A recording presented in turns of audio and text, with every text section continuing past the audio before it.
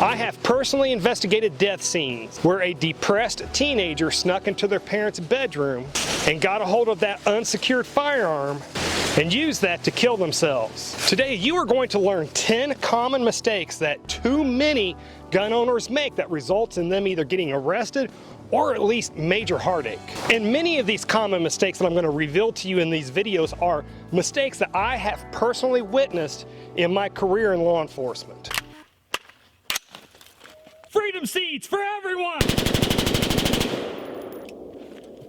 So the first mistake that I've seen too many gun owners make is failure to secure that firearm when they have young children in their home. It's important to remember that more and more states are making it a criminal offense for a gun owner not to properly secure their firearm if they have a young child in their home. So when gun owners fail to reasonably secure their firearms in their home and their young child or their toddler gets a hold of that gun and either shoots themselves or shoots somebody else, there's a high likelihood that that gun owner is going to get arrested and criminally charged for that. So if you have a young child in your house, storing your gun underneath a couch cushion or in an unlocked drawer in your nightstand typically are not good places to keep a firearm when you have young children in the house. And what I like are those biometric safes because they still allow me quick access to my firearm should I wake up to a burglar in my house, but they also still keep a young child's hands off of my firearm.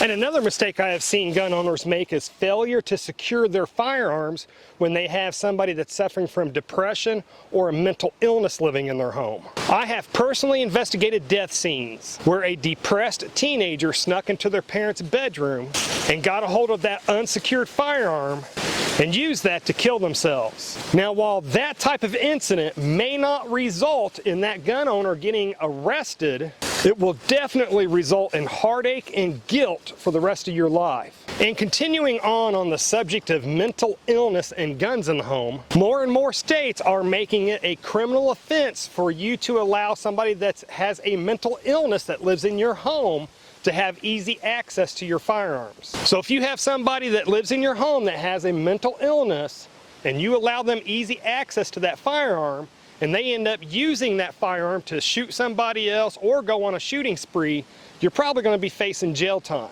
And let's think about this. Every time you see on the news about an active killer going on a shooting spree, how often do you read that that killer had to pry open a gun safe or something like that to reach those guns, compared to how often that active killer had easy access to those guns, even sometimes gifted those firearms by their parents or a loved one? And again, this is where these quick access safes really come in handy.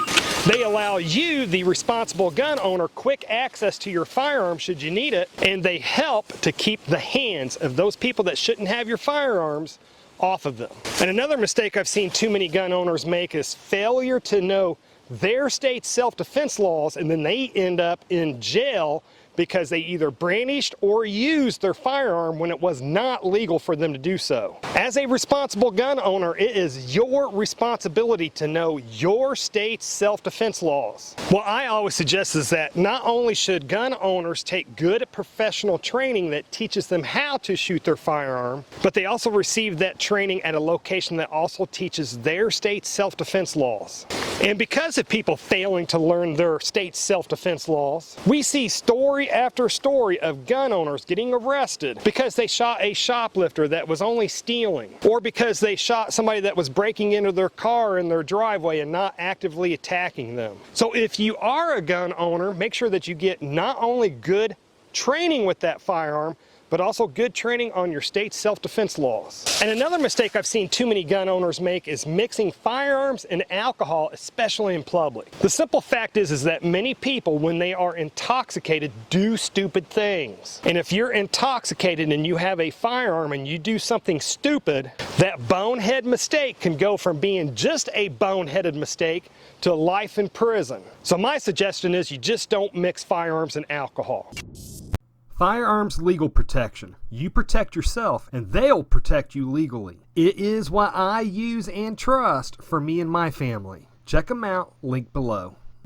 And another mistake that too many gun owners have made is failure to follow the firearm safety rules, and this has either resulted in them being criminally charged or at minimum a lifetime of heartache. Let's take a quick look at the first 3 firearm safety rules, which is always treat every firearm as if it's loaded, and then keep your booger hook off the bang bang switch until you're ready to go boom, or keep your finger off the trigger until you're ready to fire, and then never point your firearm at anything that you are not willing to destroy. Again, there's just been too many gun owners that's disregarded those simple rules, and then somebody ended up dying or getting severely injured over it. And then let's look at the 4th rule, which is to know what your target is and also know what's behind your target. We've just seen too many examples of hunters accidentally shooting other hunters, or seeing examples of people innocently target practicing out in the country and forgetting how far their bullets travel and not realizing that downrange was somebody's house that their bullets were hitting.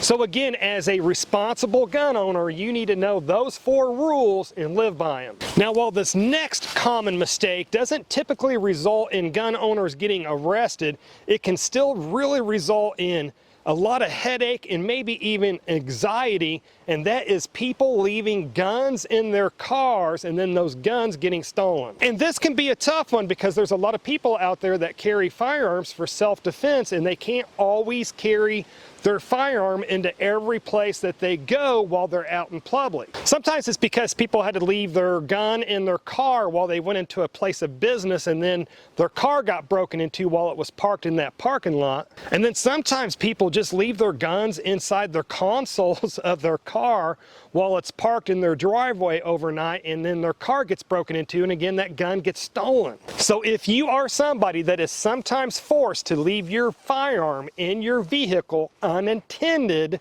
while it's parked, then I highly suggest you get one of those gun safes that are made to store guns inside of cars, and they have that cable that connects that gun safe to your car. Now, while these may not be 100% foolproof, I do think that they greatly reduce the chance of your gun getting stolen should your car get broken into. Number one, we just have to remember that criminals want to break into your car, steal what they can steal, and then get out of there before they get caught. So the chances of them actually taking the time to cut that cable so they can take the gun safe is pretty slim. And then we have to remember that not many thieves are going to carry a tool in the first place that will cut that cable.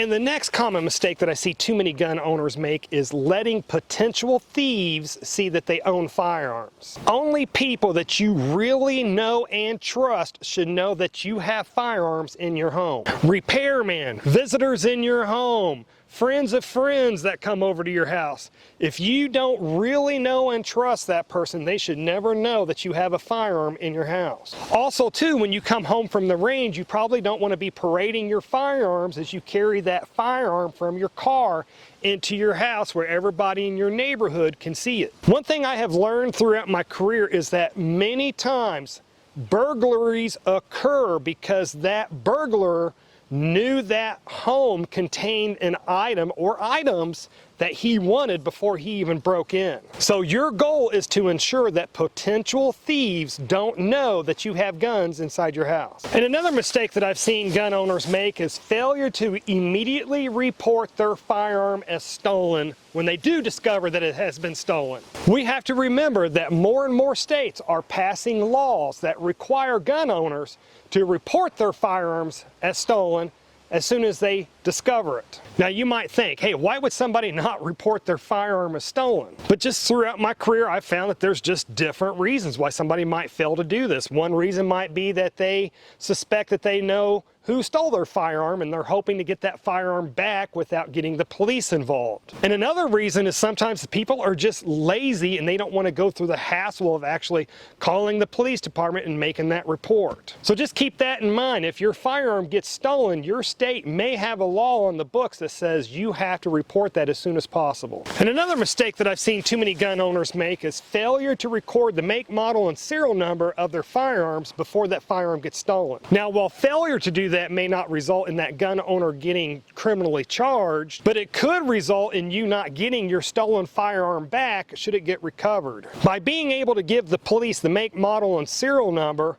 of your stolen firearm, they are able to put that into what's called NCIC, which is a nationwide database of stolen items. What that database allows is that if an officer comes into contact with that criminal that stole your gun, that serial number on that gun that that criminal has lets that officer know through NCIC that that firearm is stolen and that that firearm belongs to you. And this allows that cop to arrest that criminal that had your stolen gun and then hopefully get the gun back to you. In one incident, I personally was able to arrest a bad guy with over a dozen stolen guns from one gun owner because he had those serial numbers. When I came into contact with that criminal and I found all those firearms, I was able to run those serial numbers and see that not only were they stolen, but who they were stolen from, and I was able to get those stolen guns back to that gun owner within the same day that they were stolen. And the next all too common mistake that I've seen too many gun owners make, and that is failure to secure their firearms when they have a drug addicted person living in their home. The simple fact is unfortunately we are seeing more and more people getting addicted to hard drugs like heroin and fentanyl. And then during my career, I've seen too many gun owners who had adult children that were addicted to drugs, and those parents felt bad and were trying to support their drug addicted child, and so they allowed that adult child to live in their home, and then that gun owner failed to secure that firearm while that child was living in their home because they thought, hey, my child would not steal from me. But I'm here to tell you this: if you have a person that's addicted to hard drugs like heroin or fentanyl living in your home, there is a 99.9% chance they will eventually steal that firearm so that they can pay for their drug habit. So this just goes back to the simple fact that unless you have only mature and sober and sane adults living in your home, keep those firearms secured and locked up. So what other common mistakes do you see gun owners make? Do me a favor and comment down below with that so that we can all learn from that. And to learn what common mistakes that self-defenders make that gets them arrested after they've been forced to defend their lives against a violent attacker, click on the video that should be appearing on the screen just about now to learn that powerful knowledge. Anyways, folks, this is enough internet for me today. I do need to get back to training. And folks, if you made it this far, hey, thank you very much for watching, and I pray that you have a good night.